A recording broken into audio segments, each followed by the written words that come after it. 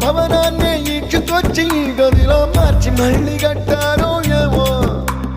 మాయజాలము తెలుసు మంత్రగారడి తెలుసు రెంటి కన్న ఇది ఇంకోటేమో నీలాకాశం నేలాకొస్తే ఇట్టాగే ఉంటాదో ఏమో ఈ సంతోషం దాచాలంటే హృదయాలు ఓ వంద కావాలి